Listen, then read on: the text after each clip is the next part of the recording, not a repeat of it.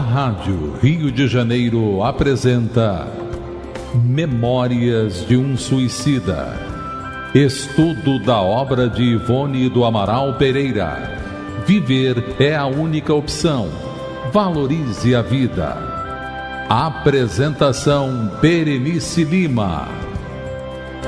Olá, mais um momento de estudo, de aprendizado, rumo ao nosso progresso espiritual.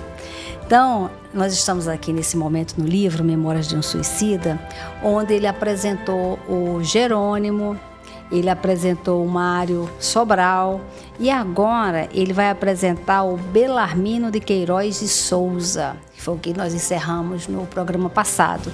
Ele está apresentando cada um, a personalidade, as suas características, o motivo que levou ao suicídio, como cometeu suicídio. Então agora ele está fazendo uma reflexão com cada um.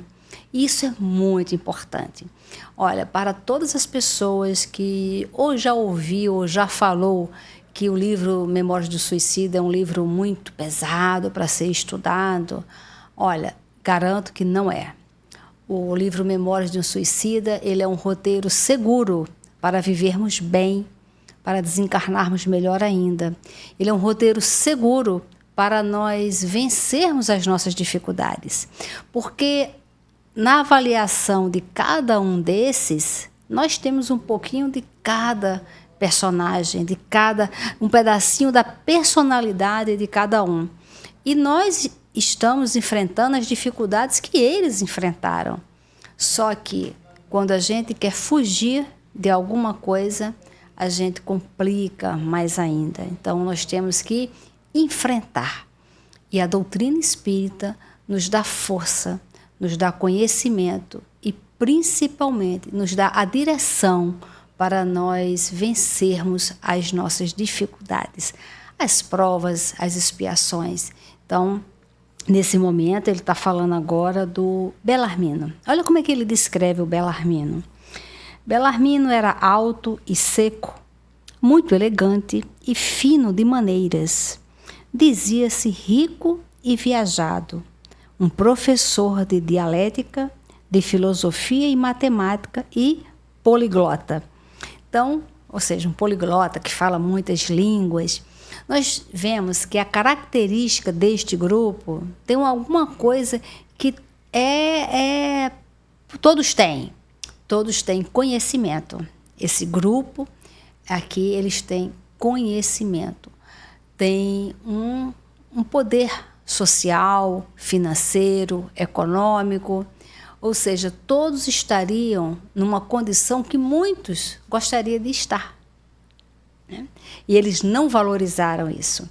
Então, ele fala assim, olha, cortejo respeitável para um só homem que se arraste na terra.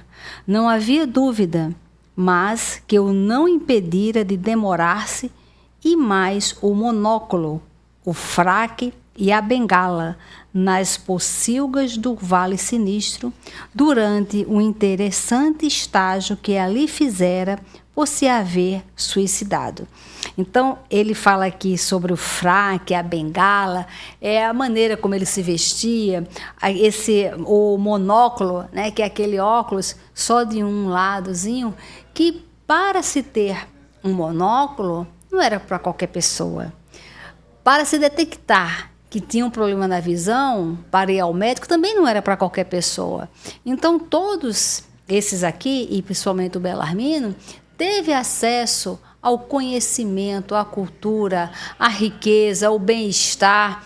Imagina o bem-estar que naquela época, o óculos não era uma coisa comum, mas o problema de vista sempre foi. Então, você ter um problema seu solucionado não é para qualquer um. E hoje a gente tem que agradecer, né? Às vezes as pessoas precisam agradecer a visão, mesmo usando óculos. Que bom que tem condições de usar um óculos. Abri um parêntese aqui. Algumas vezes nós temos dificuldade de valorizar a medicina, por exemplo, né? Tem pessoas que precisam ir a um médico, a um psiquiatra, precisam tomar determinada medicação para controlar alguns efeitos que o próprio organismo tem, porque nós temos química no nosso organismo. E a gente precisa fazer exames, e às vezes a falta ou o excesso de determinada química no organismo desestabiliza todo um corpo, todo um procedimento, às vezes a parte emocional. Se tivermos ausência de ferro no organismo, teremos uma anemia, e uma anemia profunda vai causar sonolência, vai causar um retardo de entendimento. Então nós precisamos ir ao médico, nós precisamos ir ao psiquiatra. E uma pessoa pediu para eu fazer um atendimento de um jovem que estava se recusando a ir ao psiquiatra, porque precisaria tomar uma medicação. Então, olha, a família tem condições de fazer um tratamento, ele teria condições de se sentir melhor, mas o preconceito de ir num psiquiatra, ele não queria. E aí eu fui fazer o atendimento, né, com ela, e aí ela me chegou de óculos.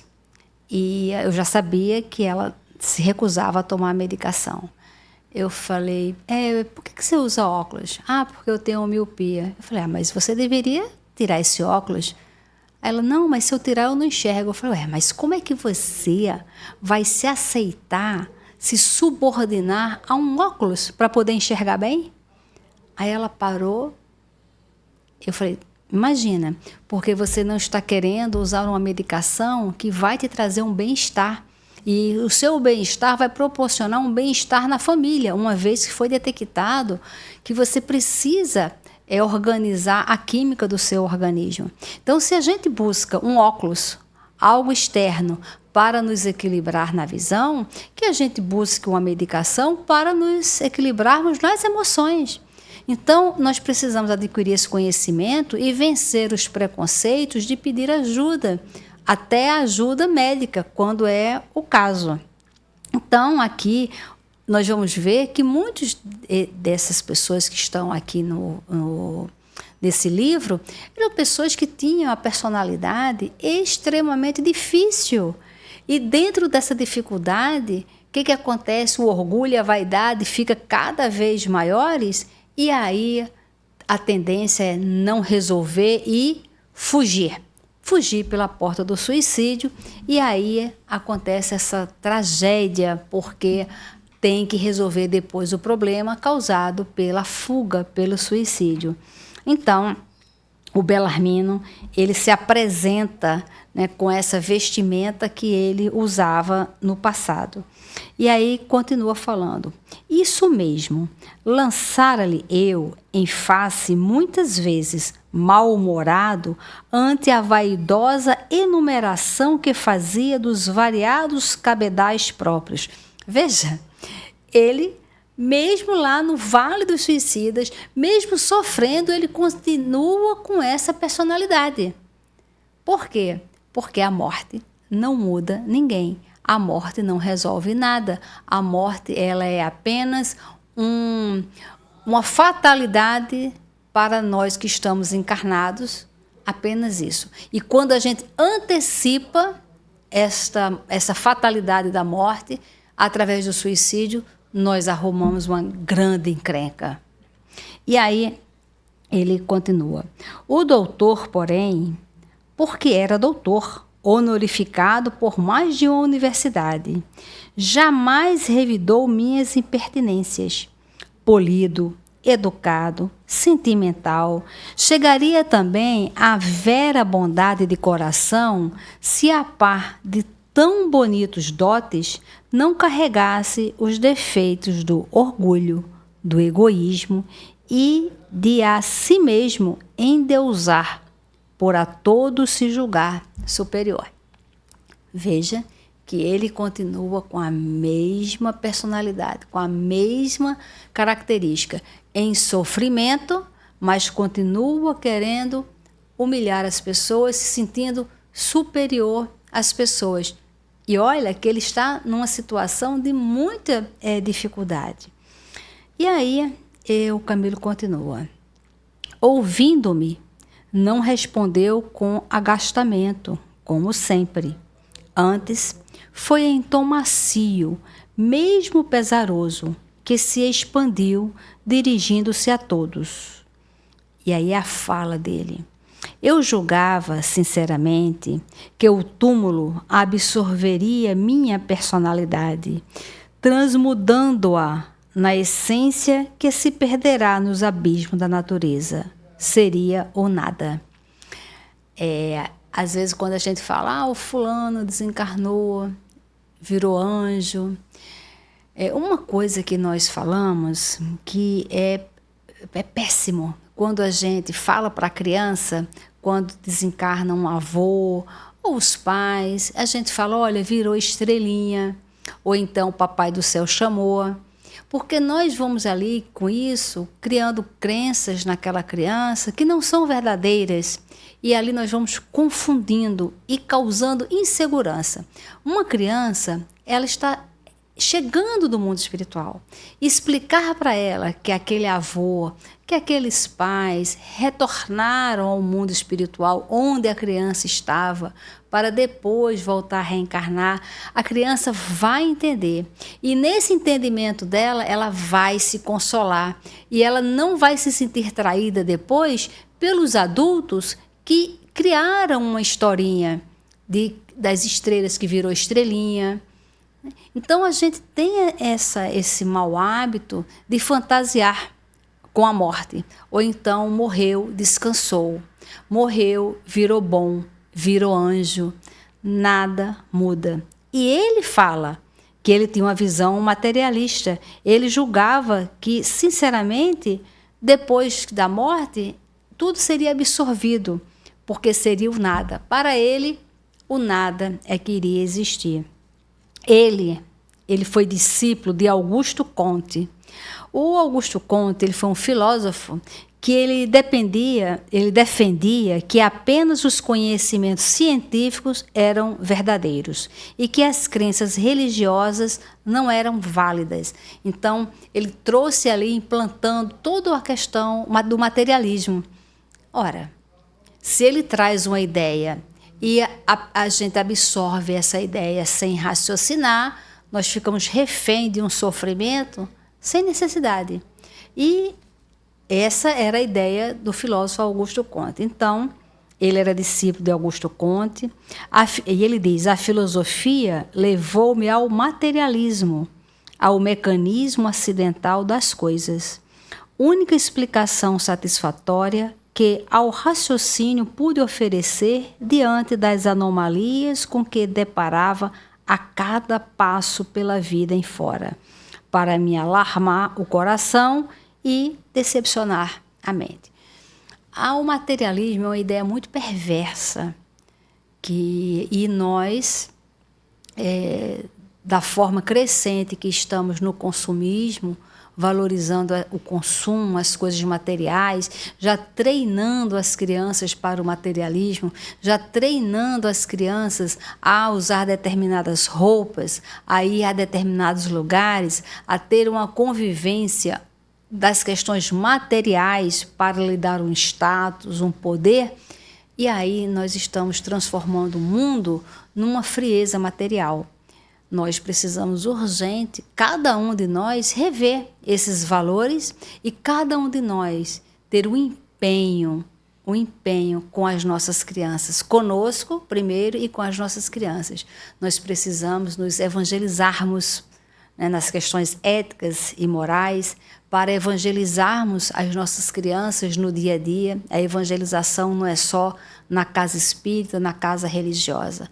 A evangelização é muito mais. Evangelização é uma filosofia de vida que a gente precisa colocar em prática, porque a grande parte do nosso sofrimento, o sofrimento destas pessoas que cometeram suicídios, todas estão ligadas aos valores extremos à matéria, ao consumo, ao materialismo, ao status, à vida material.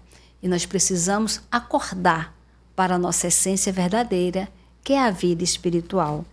E ele continua, nutreis sempre grande ternura e compaixão pelos homens, aos quais considerava irmãos de desgraça, pois, para mim, a vida era a expressão máxima da desgraça. Embora deles procurasse afastar-me quanto possível, temendo amá-los demasiadamente e, portanto, sofrer.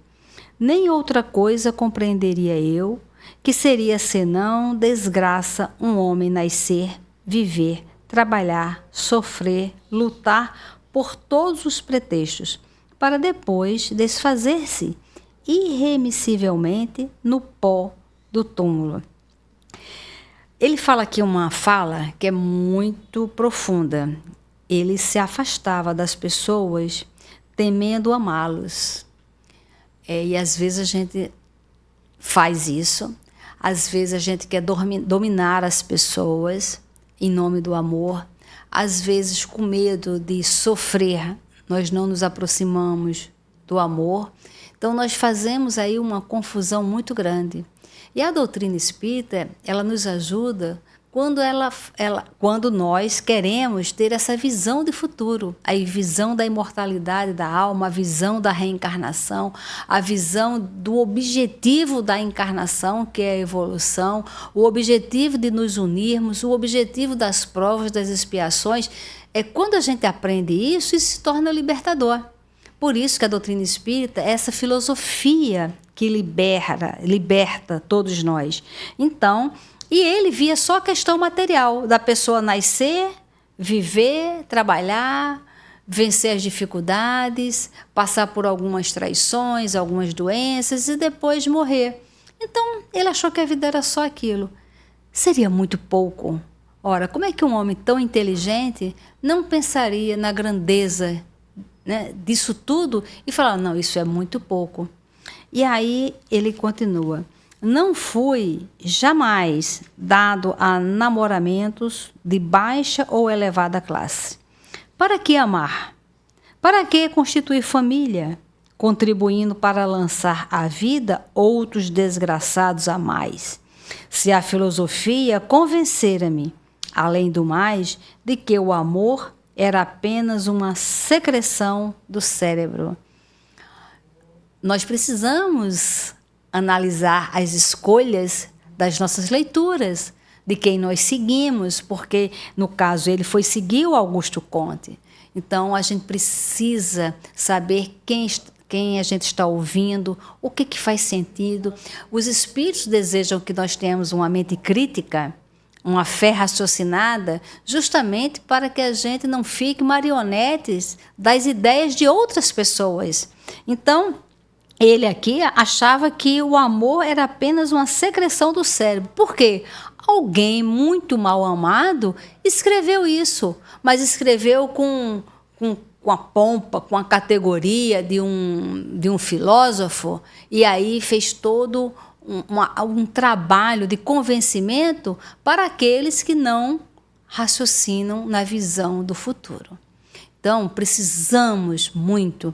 Hoje, com a internet, com essas mídias, nós estamos sempre seguindo alguém, estamos sempre ouvindo depoimentos.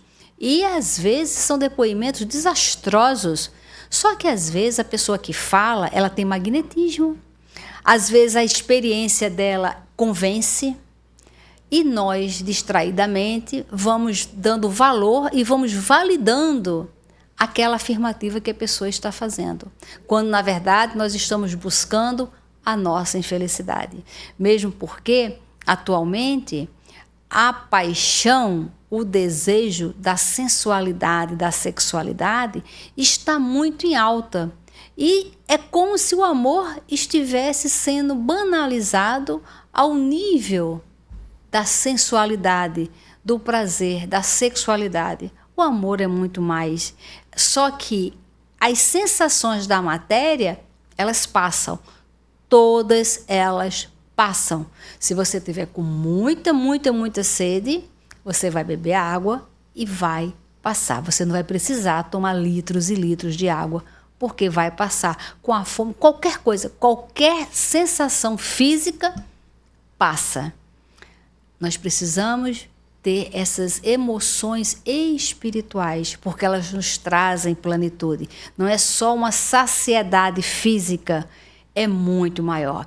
E nós estamos na nossa distração apenas buscando as migalhas.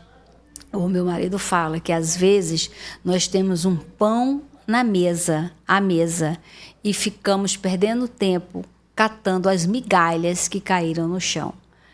Então, a gente tem que saber se nós estamos nos distraindo com migalhas, e muitas vezes nós nem valorizamos o pão que nós temos. E aí ele fala: fui um estudioso, isso sim, e estudava a fim de me aturdir, evitando o acúmulo de elucubrações sobre a miserável situação da humanidade. Assim sendo, não sobravam a mim horas para cultivar amor junto a damas inglesas ou portuguesas. Então ele fez do estudo, do saber dele, o seu companheiro, a sua companheira. Mas tudo isso trazendo para ele uma grande vaidade, uma vaidade do saber. E ele diz, olha, estudava para esquecer de que um dia também me perderia no vácuo.